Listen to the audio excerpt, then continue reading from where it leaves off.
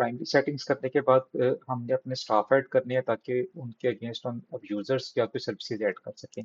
Staff में आना है, एनलिस्ट करके अब अगर कोई स्टाफ होगा तो यहाँ पर आ जाएगा हमारे पास। एल्स हमने स्टाफ को ऐड करना है और ऐड करने के लिए हम इसे यूज करेंगे अली आसिफ। सपोज ये हमारा डॉक्टर है। ज्वाइनिंग डेट ऐड करेंगे, इसे लिस्टिंग कर लेते हैं। बाकी चीज़ें मैं फिलहाल स्किप कर देता हूँ। कुछ बेसिक सेटिंग्स कर सकते हैं हम इनकी। ये सारे के सारे ड्रॉप डाउन मेन्यूज आप खुद मैनेज कर सकते हैं। हमने ऐड कर दिया।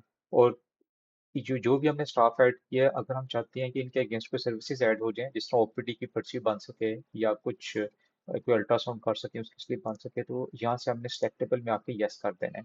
बाकी सारी चीज़ों को भी छोड़ दें वक्ती तौर पे, वो चीज़ें बात की नहीं है। उसके बाद आपने मैनेज में आना है। मैनेज में आके हम ओपीडी सर्विसेज के अंदर इनको ऐड करते हैं। यहाँ पे हम लिख लेते हैं डॉक्टर आसिफ अली। अब इनकी अब ओपीडी की सर्विस हम एज अ कंसल्टेंट ऐड कर रहे हैं। मोबाइल नंबर कोई ऐड कर देंगे। ओपीडी रूम हम कहते हैं कि रूम 312 में बैठते हैं। ये चार्जेस 1000। ये शेड पे हमारे साथ काम कर रहे हैं। सर्विस टाइप शेड है हमारे पास और इसको फिक्स कर देते हैं। 70% शेयर है और डॉक्टर की लिस्ट से डॉक्टर आसिफ सेट कर लेंगे।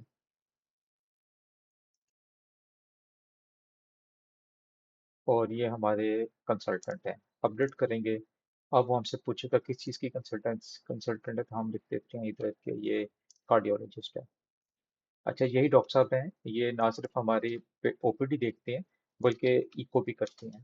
तो हम इधर इको भी लिख देते हैं कि इको की अलहदा स्लिप बनेगी इनकी। और इको की स्लिप का रेट फर्क है थोड़ा सा, तो हम कहते हैं कि 5000 रेट है, फिक्स चार्जेस हैं। और बल्कि इसको हम कर देते हैं चेंजेबल। और ये भी शेयर्ड है, इस पे 60% डॉक्टर साहब का शेयर है। उसी तरीके से हम ग्रुप इसको प्रोसीजर कर देंगे और इधर से हम दोबारा कार्डियोलॉजिस्ट सेलेक्ट कर लेंगे। इस तरीके से हम अपनी सारी की सारी सर्विसेज ऐड कर सकते हैं। सपोज हमने ब्लड प्रेशर चेक कराने आया है पेशेंट, तो हम उस पर एज अ सर्विस ऐड करना चाहते हैं। तो यहाँ पर आके हम सर्विस ऐड करते हैं। रूम चले लिखते हैं कि 1 लिख देते हैं। चार्जेस 50 रुपीज़ हैं, फिक्स्ड हैं। सर्विस टाइप तो हॉस्पिटल है। अब इसको हम चूंकि शेयर नहीं दे रहे तो यहाँ पे हम जीरो कर देंगे और सर्विस टाइप को हॉस्पिटल कर देंगे। कोई डॉक्टर सेलेक्टिंग करेंगे, प्रोसीजर लिख देंगे इधर, अपडेट कर देंगे। ये हमने कुछ बेसिक सर्विसेज ऐड कर ली। अब देखिए हम इनको यूज़ कैसे करेंगे। हम रिसेप्शन के अकाउंट से लॉग इन होंगे।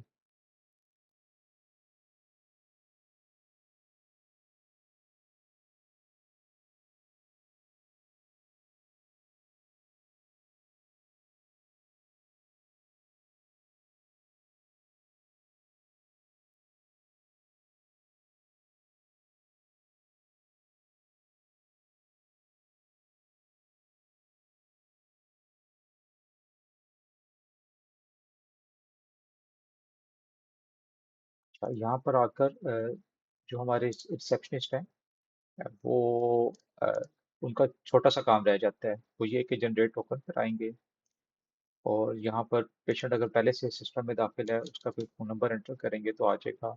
अगर दाखिल नहीं है तो इसको पूरा का पूरा फॉर्म फिल करना होगा उनको।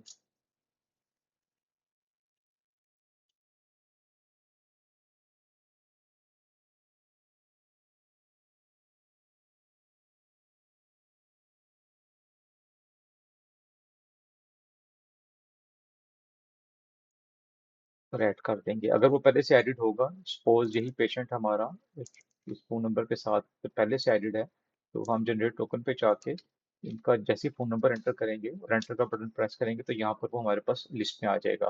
अदरवाइज आपको पूरा फॉर्म फिल करना होगा। स्टार्ट करेंगे तो एक ही पेज पे चला जाएगा। यहाँ से हमने कंसल्टेंट अपनी सेट करना है और हम जो हमने सेटिंग पहले की थी, जैसे डॉक्टर आसिफ का आ गया 1000 का है, हम इनकी ये चार्जेस चेंज नहीं कर सकते। बैक एंड से अगर हमने सेटिंग की होगी कि चेंजेबल चार्जेस हैं, तो अब हम इनके चार्जेस चेंज कर सकते हैं। तो अभी हम इस तरह ही रख लेते हैं और हम जनरेट करते हैं। इसके बाद अगर हमारा पास टाइम है, मींस के अगर हम चाहते हैं कि अपनी ये स्लिप है ये छोटी स्लिप ही निकले रिसिपिएंट प्रिंटर पे, तो इसी को हम रखेंगे। अदरवाइज हम लार्ज रिसिपिएंट स्लिप भी इधर जनरेट करके दे सकते हैं, और प्रिस्क्रिप्शन शीट भी यहाँ से जनरेट करके दे सकते हैं। और इसी पेज के ऊपर से हम नया टोकन जनरेट करने के लिए ये ALTQ का बटन प्रेस करेंगे या जनरेट न्यू टोकन पे चले जाएंगे। इसी तरीके से सपोज एक और पेशेंट आ गया या यही पेशेंट आया, अब इसने कोई और सर्विस यूज़ करनी है, और कंसल्टेंट ओपीडी में जाके इसको भी ये कराने आया, कंफर्म कर दिया। अब कुछ देर बाद यही पेशेंट या कोई और पेशेंट आया, और इसने एक और सर्विस अपनी यूज़ की है, जो ब्लड प्रेशर की है। अभी तो सारा कुछ मैंने जल्दी से डाल दिया कंसल्टेंट ओपीडी क्लिनिक पे, अदरवाइज वो प्रोसीजर एंड सर्विस में जाके कुछ चीज़ें आएंगी या जो कुछ भी है तो वो सेटिंग आप करेंगे ब्लड प्रेशर मॉनिटर के लिए। तो ये एक और स्लिप बन गई। अब at the end of the day हमने देखना है या रियल टाइम में देखना है कि हमारे पास क्या क्या एक्टिविटी हुई है आज के दिन की। तो कंपाइल्ड रिपोर्ट में आकर इंफॉर्मेशन में आके कंपाइल्ड रिपोर्ट में आएंगे, तो देखें सारी की सारी एक्टिविटी आ गई हमारे पास। और हमारे पास जो नेट कैश इन हैंड है हमारे रिसेप्शनिस्ट के पास वो नज़र आ रहा है। इसी तरीके से जब डॉक्टर साहब उठ के जाएंगे तो हमने उनको शेयर पे करना है। तो मैं इधर कंसल्टेंट ओपीडी में आऊँगा तो ये हमें बता रहा है कि किस किस डॉक्टर का कितना कितना शेयर हमने पे करना है। तो हमें अलहदा से कुछ भी रजिस्टर मेंटेन करने की ज़रूरत नहीं पड़ेगी, हम जहाँ से उनको क्लिक करके उनका शेयर पे कर सकते हैं।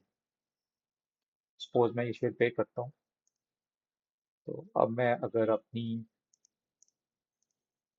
इस पेज को रिफ्रेश करूंगा तो देखिए हमें नज़र आ रहा है कि कितने पैसे आए, फिर शेयर के बाद में कितने पैसे चले गए, और नेट कैश कितना इन हैंड है।